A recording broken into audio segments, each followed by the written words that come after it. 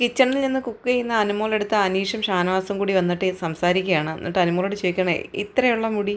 ഷാനവാസ് ചോദിക്കുകയാണ്, ഇത്രയുള്ളത് ചെറുത്, ഇത്രയും വലിയ മുടി, ഇത്രയുള്ളത്, ഇത്രയുള്ളത്. അപ്പോൾ അനുമോൾ പറയാണ്, ആണുങ്ങളുടെ തലയിലെ മുടി, അത്രയും വലിപ്പമുള്ള മുടിയാണ് കിട്ടിയത്.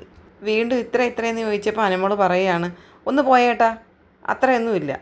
അനീഷ് പറയുന്നുണ്ട്, ആണുങ്ങളുടെ ഒന്നുമല്ല, ഈ പിരികത്തിൻ്റെ അത്രയേ ഉള്ളൂ, എന്ന് വെച്ചാൽ അത്രയും പൊടിയും മുടിയാണെന്നാണ് അനീഷ് പറയുന്നത്. അനുമോൾ പറയുന്നുണ്ട്, ഒന്നുകിൽ ആ ബോട്ടിൽ വന്നതാകാം, അല്ലെങ്കിൽ ആ ജ്യൂസ് കലക്കിയപ്പം വന്നതാകാം. എന്തായാലും മുടിയുണ്ട്. അത് പെണ്ണാണോ ആണാണോ ഒന്നും എനിക്കറിയത്തില്ല.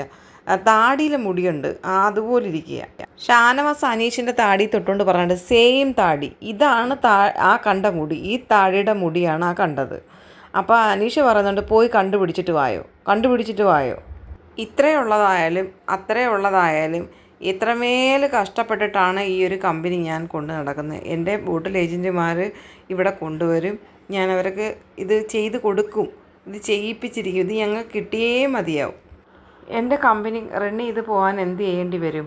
അപ്പോൾ ഷാനവാസ് പറയുകയാണ്, റൺ ചെയ്ത് പോകേണ്ടി വരും, കമ്പനി ഇവിടുന്ന് ഫുള്ള് റൺ ചെയ്ത് പോകേണ്ടി വരും, ഈ നാട്ടിൽ നിന്ന് തന്നെ റൺ ചെയ്ത് പോകേണ്ടി വരും. ഈ നാട്ടിൽ ഒരു ബ്രാഞ്ച് തുടങ്ങാനാണ് ഞാൻ ഇരുന്നത്, പക്ഷേ ഈ നാട്ടിൽ തന്നെ ഞാൻ 10 ബ്രാഞ്ച് തുടങ്ങിയിട്ട് ഞാൻ ഇവിടെ ഇരിക്കുമെന്ന് അനീഷ് പറയുന്നുണ്ട്. ഷാനവാസ് ചോദിക്കുന്നുണ്ട്, ഇതുപോലെ 10 ബ്രാഞ്ച് തുടങ്ങും, ഇതുപോലെ എന്നാൽ ആ 10 ബ്രാഞ്ചും പൂട്ടേണ്ടി വരുമെന്ന് പറയുന്നുണ്ട്.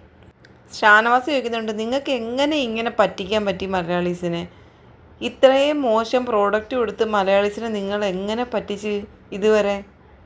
ഇനിയും അന്തസ്സായിട്ട് ഈ കമ്പനി മുന്നോട്ട് പോകുന്ന അനീഷ് പറയുന്നുണ്ട്. അപ്പോൾ ഷാനവാസ് പറയാണ്, ഇല്ല, ഞങ്ങൾ സമ്മതിക്കത്തില്ല, ഞങ്ങൾ മറ്റുള്ള കമ്പനികൾ നിങ്ങൾ കാണിക്കുന്ന കള്ളത്തരങ്ങൾ മൊത്തം പുറത്ത് കൊണ്ടുവരും.